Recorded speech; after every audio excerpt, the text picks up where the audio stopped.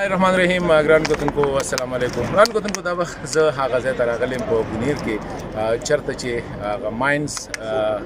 غټ را پرېوتي دي او په هغې کې غریب مزدوران چې کوم دي 2 مزدوران دا وخت د ټنونو کنه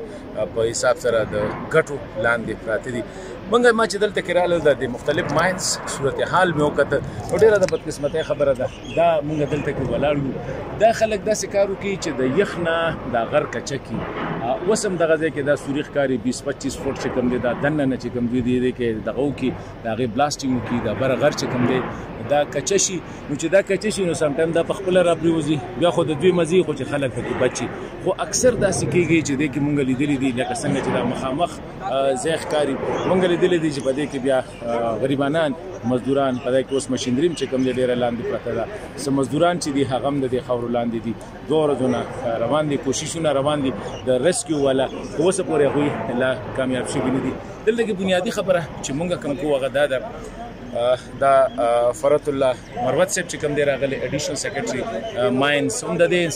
انسپیکشن دپاره چېرې دا خلکو دا کوم ریسکیو اپریشن دی دا وګوري چېرې څه صورتحال دی کله پورې به دا خلک چې کوم دی مونږ کامیاب شو خو دلته زه یو خبره کومه دا د حکومت هم ذمواري ده چې یاره دا انشور کړي چې ماینز او د ماینز ایکسپلوریشن چې کوم دی د هغې دپاره څه طریقې کار څه سیفټي میجرز هغه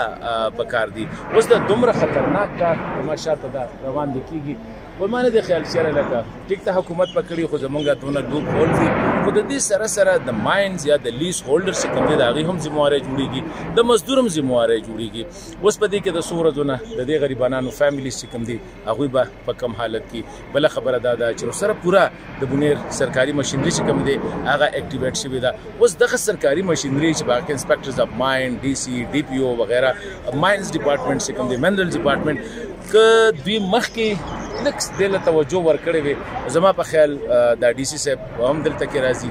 دا ډي پی او صاحب هم دا هر څه ښکاري دا انسپیکټرز ماین ته هم ښکاري د دې ټولو ته زمونږ الکټډ خلکو ته هم ښکاري نو که دوی هغه ټایم کې لږه توجه ورکړې وې نو دا دومره مسله به نه جوړېدله خو زمونږ پرابلم دا دی چې مونږ هله یو ځای باندې دغه کو کله چې هلته کې هغه نقصان وشي هغه تباهي وشي اوس دلته کې دا تباهي شوې ده نو د ډي سي ټایم هم دلته کې روزانه راځه ریسکیو 1122 هغوی والم ډېر دي څنګه چې ما ووایي چې دا فرت الله مروت صاحب ورسره د هغوی سره د مانیټرنګ همایون خان دا ټول راغلي دي سهار نه دلته کې ګوري دا ریسکیو اپریشن واچ کوي لږ زه دا وایم دغه شان انسپیکټرز اف ماینز چې کوم دی هغه هم د څو ورځو نه دلته کې ناست دي دا ټول اپریشن ابزرو کوي لکه مونږ د دې کیجوالټي لکه دا اوس ما ته مخامخ چې ښکاري دا اني ټایم دا را پرېوتي شي په ضد د دې چې دا شروع نه بند کړي نو زه به حکومت ته هم اپیل کوم ماینز اینډ منرل ډپارټمنټ ته به هم اپیل کوم چې تاسو د اکسیډنټ نه پس کم کاروایي کوئ نو دا ځان ته یو مثال جوړول پکار دي دا چې کوم شوی دی چېرې آینده دپاره دغه شانتې شی ونه شي ډسټرکټ اډمنسټریشن د ډي سي هم دا ریسپانسبیلیټي ده چې هغه په خپله علاقه کې وګوري چېرې هیزرډس یعنې خطرناک کارونه کم ځای کېږي د پولیس هم دا ذمواري ده د علاقې د مشرانو هم دا ذمواري ده د الکټډ خلکو هم دا ذمواري ده زموږ د ټولو دا ذمواري ده د لیز هولډر هم دا ذمواري ده چېرې داسې واقعات بیا ونه شي